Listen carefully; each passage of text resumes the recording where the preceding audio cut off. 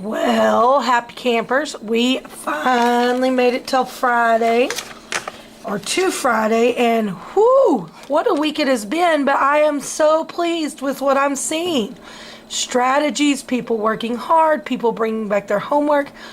I feel like we are really ready for Tuesday. Today we are going to do our Fiery Fandango Friday trail map. And we are on our revising and editing passage. Our revising and editing passage for today is the day in the life of an ant. Now normally, we always talk about this, normally you are going to make a cheat sheet and you will have your cheat sheet right in front of you the day of the STAR test, so you don't have to do these sorts of strategies by writing it on each story, because you're going to have at least 4, if not 5 stories next Tuesday, the day of the STAR test. But for the sake of earning Skittles today, let's write our name on the top. If you write your name on the top, give yourself a tally mark. The next strategy that we use is we write our proofreading marks. Caret up, caret down, caret with a comma, period with a circle, SP, bloop bloop, slash, 3 lines, arrows, wrong tense, and wrong word. If you wrote your proofreading marks along your side, give yourself a tally mark. This reminds us of everything that we could need to do. Do we need to add something? Do we need to add a comma? Do our sentences all end in periods? Are all the words spelled correctly? Do we need to delete any information? Do we have any uppercase that need to be lowercase or lowercase that need to be uppercase? Do we need to move information? Is our usage right? Is it subject-verb agreement? Is it in the right tense? And is it just the wrong word? Does it not make sense? So if you put your proofreading marks, give yourself a tally mark. The next strategy that we use is we put brackets around our intro, and we write intro, because there's never going to be a mistake up here in our introduction. And then it says, Cassie's teacher asked her to write a story from the perspective of an animal. That sounds like something fun to do. A story from the perspective of an animal. Read Cassie's story and look for any corrections she should make. Now again, this is a very important word. If it says revising, it's going to be a revision passage, or if it says revision or revising, it's going to be a revising passage. On a revising passage, there are no spelling, capitalization, punctuation, or usage mistakes. But if it says corrections or mistakes, we know that it is editing. Many of you think that editing is a lot easier than revising, and today is an editing, so hopefully you did very well on this. If you put brackets around your intro and wrote intro and circled or underlined keywords, give yourself a tally mark. My next strategy is to label the different parts of my story. So I'm going to label my intro A. I'm going to underline my title and label it B. I'm going to label the picture C. Now, I'm not going to get real picky about that. If you labeled the intro A, the picture B, and the title C, that's fine. I just want to see that you are looking to make sure that you get all the clues from the story. So this picture is very important. This is just the copyright, and so it doesn't really give us more information, so there's no reason to label that. So if you labeled the different parts of your story, give yourself a tally mark. My next strategy is to cheat. And that's exactly what we're going to do.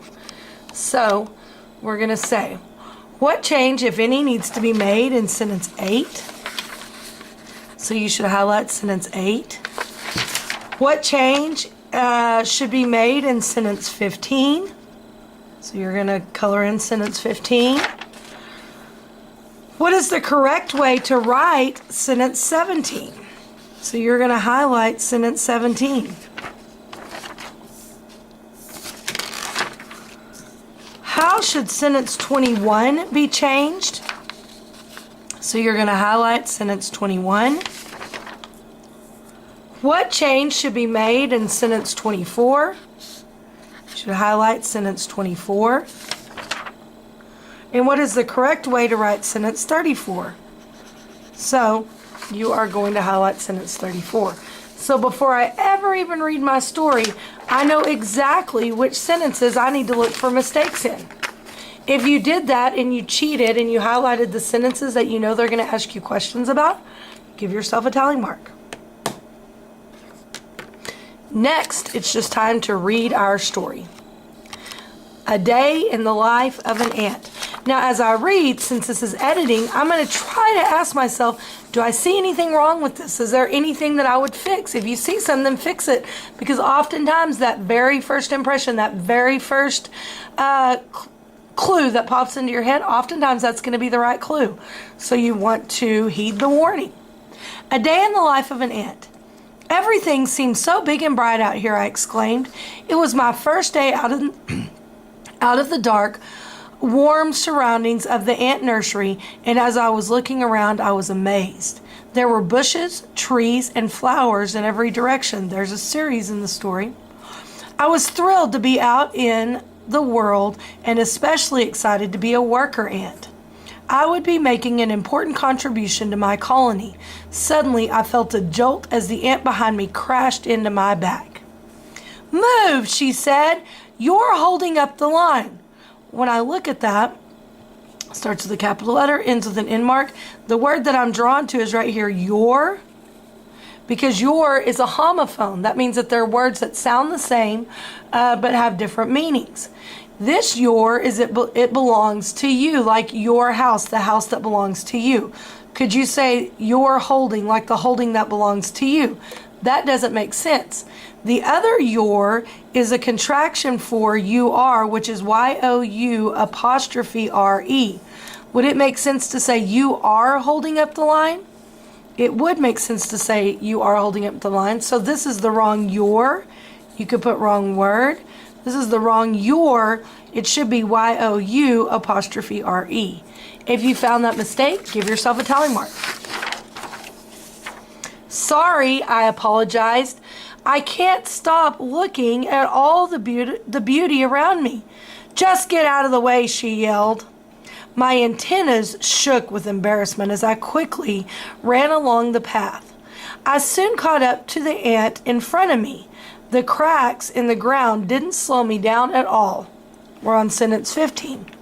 My legs and clawed feet gave me great balance.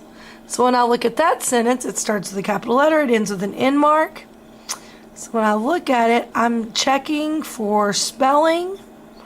And as I check, I do see a spelling error. Balance is B-A-L-A-N-S-E, and it needs to be B-A-L-A-N-C-E. So you could have put a circle, an SP with a circle around it. Now this is an easy one to fix. You could fix it a couple of different ways. You could bloop out the whole word and spell it correctly, or you could just bloop out the S and use a caret and insert C. B-A-L-A-N-C-E. If you found that spelling mistake, give yourself a tally mark. Sentence 16 says, I felt as though I could do anything. Sentence 17, and was even thinking about running up the next stalk of grass. Well, this is a fanboy's word, and a fanboy's word usually comes in the middle of a sentence. It's really, really, really tricky to start a sentence with a fanboy's word. And that's not really a complete sentence. And was even thinking about running up to the next stalk of grass. So we have a couple of choices here. You can connect it with the sentence before. I felt as though I could do anything, comma, or you don't need a comma. I felt as though I could do anything, bloop out the period, and was even thinking about running up the next stalk of grass. So you could maybe combine those two if that's an answer choice. The easiest way to do it would just be to bloop out the and. Yesterday, I had students in my class, several of them that started their sentences with and. You can't start your sentence with and you shouldn't start your sentence with any fanboy word. The easiest way to fix that is to put a period before it, bloop out the and. But now, was even thinking about running up the next stalk? That doesn't make sense because we don't know who. So I think I will bloop out and insert I. I was even thinking about running up the next stalk of grass. So depending on how the question is worded or how the answer choices are worded, you have two choices here. You could bloop out the period, lowercase and combine sentences 16 and 17. I don't think that they're going to ask us to do that, because otherwise they would say, what is the best way to combine sentences 16 and 17? The other way that you can fix it is how I fixed it. I blooped out the fanboys word, because you don't start a sentence with a fanboys word. Then I used a caret and inserted a subject, I. And it would make sense to say, I was even thinking about running up the next stalk of grass. So if you fixed sentence 17, give yourself a tally mark. Keep moving, griped the angry ant behind me. Good grief, these are cranky ants, huh? Sorry, I apologized again. What's the problem here, grunted another ant. We're looking for a mistake in sentence 21. I turned my head to see one of the biggest, meanest looking ants I had ever saw. Well, as I'm reading that, that doesn't sound the way we talk. I turned my head to see, well, even if you took out all of these adjectives, the biggest, meanest looking, if I just said, I turned my head and saw one of the ants I had ever saw, an ant I had ever saw, or the meanest looking ant I had ever seen. Saw is not the correct word, so you can put wrong tense on that or wrong word. You should bloop out saw and insert seen. You'd say, I had ever seen. I turned my head to see one of the biggest, meanest looking ants I had ever seen. The correct word would be seen. If you fix that mistake, give yourself a tally mark. She had long legs and a pair of large jagged jaws. I assumed she was one of the soldier ants that my nursemaid ant had warned me about. The soldier ant scolded. The queen and our baby sister are counting on you to bring back counting on you to bring back food. So there's no time for messing around. Well, I'm looking at the quotation marks, and it starts with a quotation mark, but it doesn't end with a quotation mark. But when I look at the sentence after it, it says, so there's no time for messing around. You two get moving, or you'll have to answer to me. There's the end of our quotation marks. At first I thought maybe it needed quotation marks, because remember, with quotation marks, it comes around the words someone actually said, but there were more than one sentence in this quotation.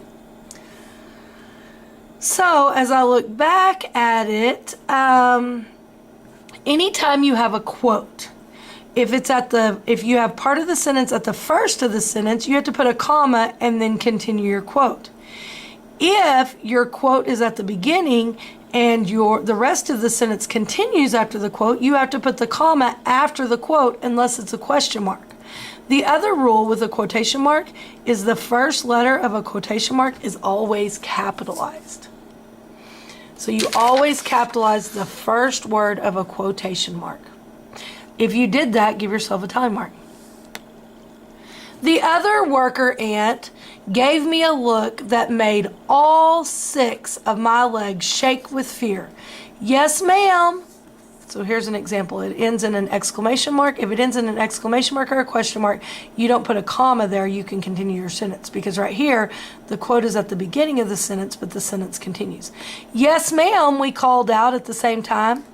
We lowered our heads and sped up down the path. I decided right then that I needed to keep my mind on my work. If I kept making mistakes, I would probably be yelled at again by one of the soldier ants. The image of those powerful jaws made me shiver.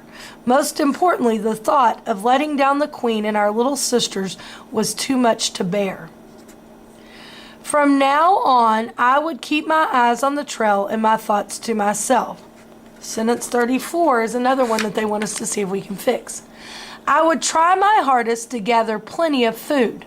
I wanted to become the very best worker ant our colony had ever had. Well, immediately my eyes drawn to this comma. So let's check the comma. I would try my hardest to gather plenty of food. Is that a complete sentence? Yes. This side says, I wanted to become the very best worker ant our colony had ever had. Is that a complete sentence? Yes. So our rule with fanboys and commas says, if it's complete on the left and complete on the right, it needs both a comma and a fanboys word to make it right. So in this case, it's missing a fanboys word. You can fix this a couple of different ways. You could put in a fanboys word. I would try my hardest to gather plenty of food, comma, and I wanted to become the very best worker ant our colony had ever had. But in this case, to add in and, for, and, nor, but, or, yet, so, there's not really a fanboys word that would make that sentence make really good sense. Your other option would be to insert a woobus word. If it's a woobus, if it comes in the middle of the sentence, no comma is needed. So you would bleep out the comma and insert an a woobus word like this. I would try my hardest to gather plenty of food because I wanted to become the very best worker ant our colony had ever had. That's a choice. So you can either add a comma and a fanboys word, you could take out the comma and add an a woobus word, or another option would be just to bloop out the comma and insert a period. Because if it's complete on the left and complete on the right, you don't have to glue it together. It can be two sentences. So however you fixed it is fine. As long as you fixed it, give yourself a tally mark. And then we're really going to have to look at our questions critically to see how they fixed it. But this would work to say, I would try my hardest to gather plenty of food, period. I wanted to become the very best worker ant our colony had ever had. So that would work to add a period. So far, this is what your story should be looking like. If you're moving on to your questions and you don't have any marks on your story, that's a huge problem. And it's the Friday before the STAR test, and not having used your strategies is really not acceptable. So this is what your story should look like.